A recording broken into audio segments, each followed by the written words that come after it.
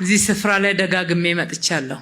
አንድ መጀመሪያ የመጣሁት የቀድሞ ስራ አስፈጻሚ የዚህን አካባቢ ለመኖር አስቸጋሪነት፣ የሚደርሰውን አደጋ፣ በየጊዜው እሳት አደጋ እየተነሳ ሰዎች ጭምር እንደሚቃጠሉ ስታነሳ እሱን አብረን ዞረን ጎብኝተን ተዘዋውረን ለማየት እንኳን አልቻልንም፣ እንኳን ለመኖር። ማህበረሰቡን አወያይተን ለመገንባት እየተዘጋጀን እያለን ያው የተለመደው ድንገተኛ እሳት ተነሳ። መተን በእለቱ በሰዓቱ ስናይ ሰው ሲቃጠል አየን።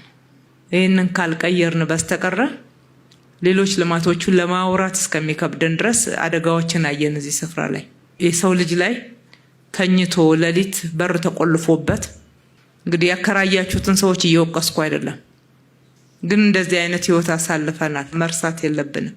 አልጋ ተብሎ የተከራዩ ሰዎች ተቆልፎባቸው እሳት ተነስቶ መውጫተው ሲነዱ ነበር። እሱን በአይኔን ያየሁት በሪፖርት ሳይሆን። እሳቱ ቀደመን በዛ ሰዓት። ሁለተኛ መሀል አዲስ አበባ ላይ ያኔ እሳቱን ለማጥፋት በመናረጋው ጥረት በሻማ የሚጠቀሙ ቤቶች ነበሩ፣ መብራት ኮኔክት ያልተደረገላቸው። ኩራዝ አይተናል። ኩራዝ አሁን ገጠሪቷ ኢትዮጵያ ውስጥ ስለመኖሩ ራሱ ጥያቄ ነው አይደለ? እዚህ ስፍራ ላይ ግን አይቻለሁ ባይኔ።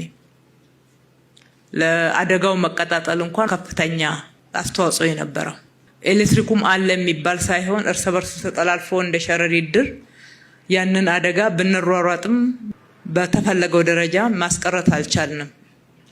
ማትረፍ የተቻለ ቢኖርም መኪና መግቢያ ጠፋ። ውስጡን እንደምታውቁት መንገድ አልነበረም። እንኳን መኪና ለሰው ልጅ እንኳን ለመንቀሳቀስ አስቸጋሪ ነበረ። እንግዲህ ያንን ስፍራ እዚህ ዲዛይን ላይ ወደምታዩት ውብ የመኖሪያ ስፍራ መቀየር መቻል ትልቅ ሽግግር ነውና ይሄ ሽግግር ደግሞ እንደው ያንን ጉስቁልቁል ያለና ለመኖር የማይመች ቤትን መቀየር ብቻ ሳይሆን የሚታየን የእናንተን ህይወት መቀየር ነው። ሰው ነው በዚህ ውስጥ የሚቀየረው። የሰው አኗኗር ነው የሚቀየረው። ሰው ነው ክብር የሚያገኘው። ሰው ነው መጸዳጃ ቤት የሚያገኘው። ሰው ነው ጥሩ የሚተነፈሰው አየር። ምግብ ብቻ አይደለም እኮ ሰው ልጅ መብላት ያለበት፣ ጥሩ አየር መተንፈስ አለበት ጤናማ ለመሆን። እንደዛ ነው እንቀይረዋለን ብለን ያሰብነው።